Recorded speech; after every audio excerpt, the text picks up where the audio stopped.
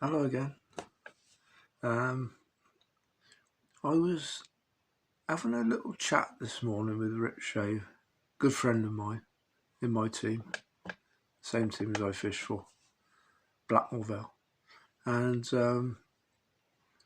I was saying to him about these videos. I said, to be honest with you, I can't really think of much else to talk about.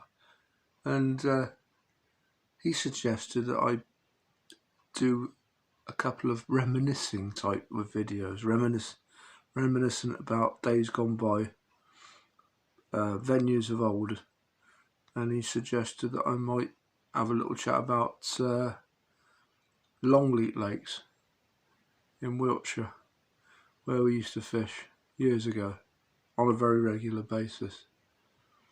They actually had matches every week there on the Saturday, sold out every week. Really, really popular matches. They were they fished the three different lakes.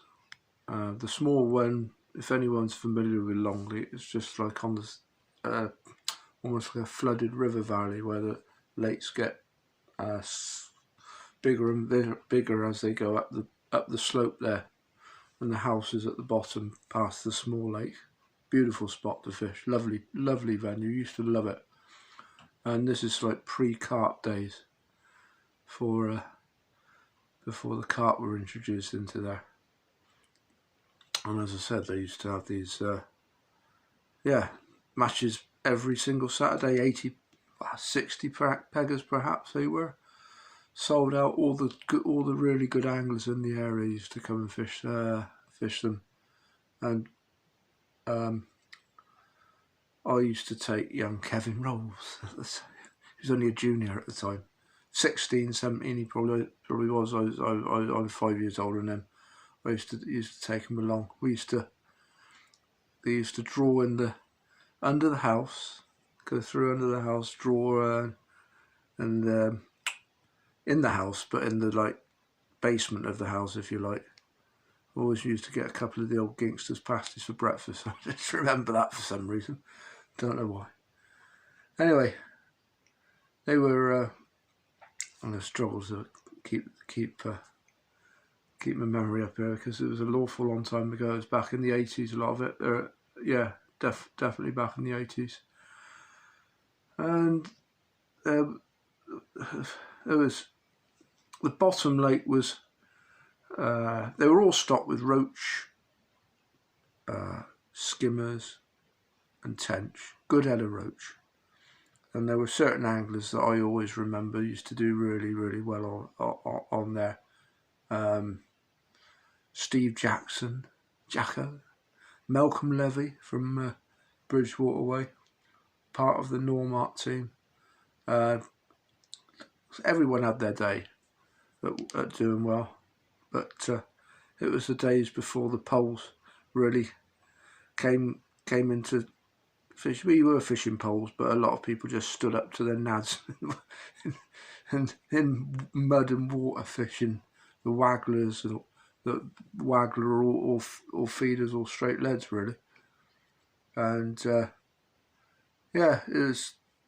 They were great matches. Always remember that top lake. They were so difficult to hook. These roach were probably highly pressured fish if you think about it. When we were fishing for silvers on a regular basis, the fish obviously get a bit wised up, and I had a good little run there with heavily feeding hemp, I think, on that top lake. It's quite deep in places. Downwall end, I don't know, 6, 7 foot, 8 foot maybe. I had a good little run. I didn't win low. I won my fair share, I suppose. But I remember fishing these great big long wagglers with an insert and hardly any shot down the line. Dragging a foot of line on the bottom on a single waggler, 18 hook 08. 18, size 18, all Leon door, 1219Bs, they are. God. How did I remember that? I can't remember what happened 5 minutes ago. I can remember something that happened 20 years ago. That's really strange. Yeah, just dragging a load of thin float out of the water. Used to let it drag along the bottom and wait for them to have it and catch these great big roach if I was lucky. If it worked, those tactics, that didn't always work, obviously. Yeah, the top lake there was loads of roach in there. 3 of the Oxford lads had a really good run down there. Gary Kelsey, I remember, was one of the anglers, and he had it totally sorted on the waggler. He was more a maggot man, used to fishing for fast biting dace on the Thames, and he used to just basically hook more bites than everybody else. He'd regularly catch up to £20 a roach, and he had you could get millions of bites at times that on that waggler on there. As I said, it was just a case of hooking people that hook the most, and good quality roach as well a lot of the time. There was bream in there as well. They were a bit hit and miss, to be honest with you, the bream in there, but if you could get on a shoal of them, you could really do a weight. I did a video not long ago about Dickie Carr catching £52 in a big match there up by the island on the top lake, fishing casters and worms on the waggler. Yeah, that they showed, and there was tension there as well. The feeder used to work, ground bait feeders. It was just the start of the feeder fishing, really, in those days. But people that were cottoning onto it first really did well. Steve Jackson was one of them. I remember him. He had a really good run on the middle lake there, fit for catching on the feeder, catching skimmers on the feeder, fishing in the middle.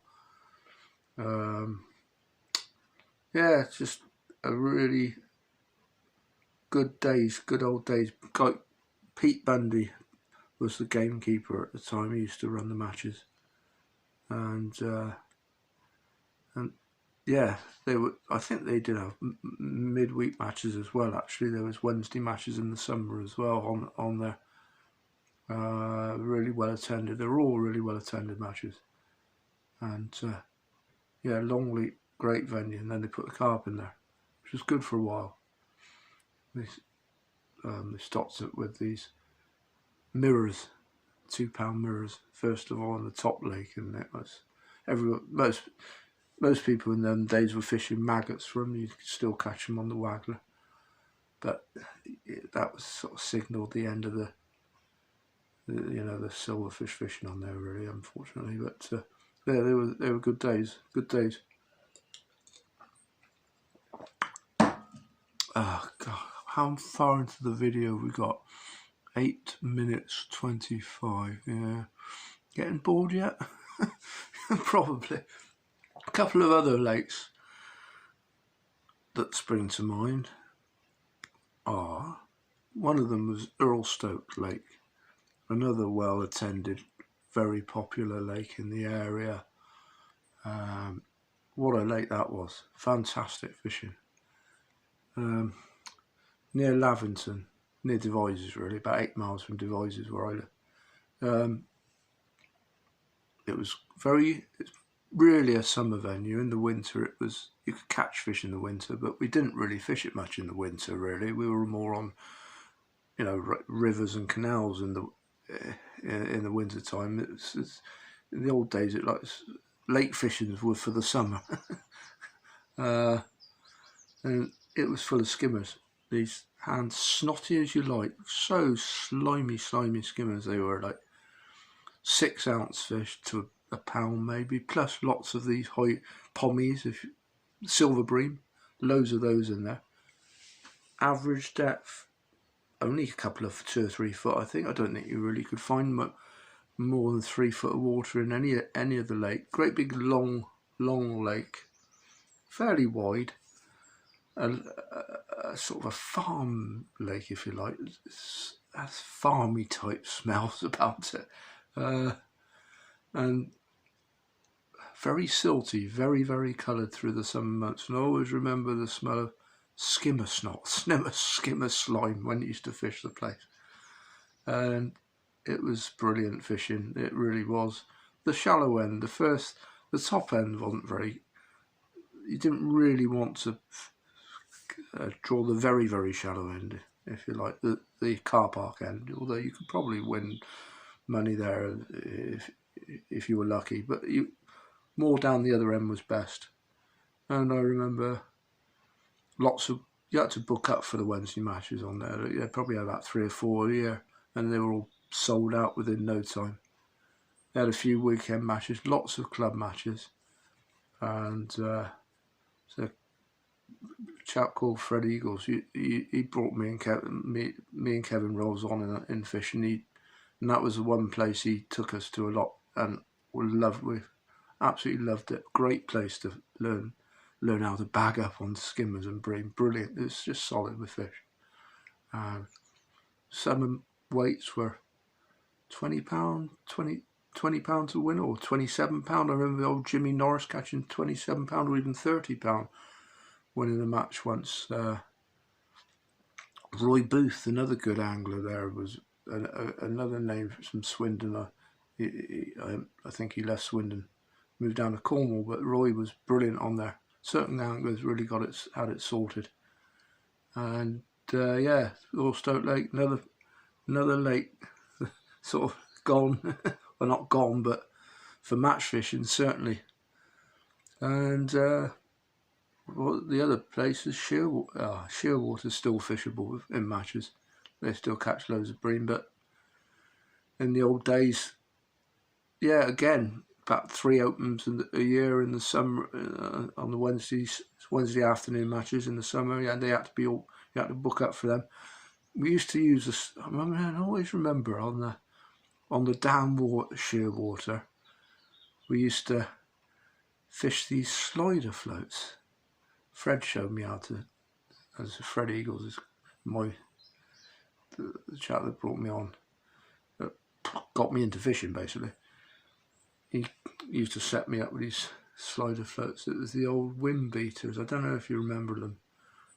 Balsa body, great big black piece of plastic Belisha beacon, black, white, all the way up to this. Had a look at polystyrene bulbous top. You used to catch this slider float, obviously a bulk of swan shot, I think we used to use. I always remember it. Used to fish on there and ball it in with ground bait. The old float, the old slider, settle down to the top, and then massive great lift bites where they're taking the swan shot and everything. Brilliant fun, great fishing. Probably told you that you probably want to be up in the water when you get lift bites like that.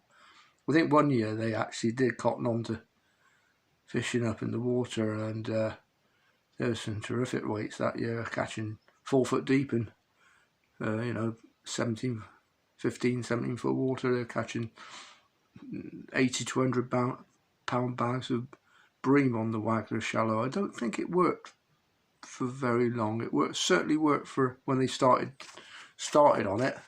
There was a one really good year where they were catching big weights of bream shallow off that down wall at Shearwater, and and up the sides you could lots of people fish the slider float wherever they were really, or obviously it was more bomb fishing in those days than feeder. It's more the really good anglers that could put out ground bait accurately and fishing a bit further out than anybody else could. Name from the past, was brilliant at it. Old teammate of mine from Bathampton. Probably, I think he's based around the area, the Fenland areas. His name is Chris Cooper in the RAF. He's very high up in the RAF. Chris Cooper. He was brilliant at this long range straight lead fishing. just outdistanced everybody, and he had a hell of a run on there, winning nearly everything going at the time. A few of the Midlands anglers used to come down and do really well as well. I'm trying to think of a few names. In fact, both Longleat and Shearwater used to attract some really good names from far and wide, particularly the London area. Steve Gardner I've seen at Shearwater when it's at its height. You got all the Dorking lads, Dorking blokes, and the Essex. Some of the Essex anglers used to come down on a quite regular basis, taking our money, absolutely hammering us. Oh dear. Anyway, what are we on now? 15 minutes. That's enough of that, I think. Yeah, so there you go. That's a bit of reminiscing. Okay, right. I'll see you later. Bye.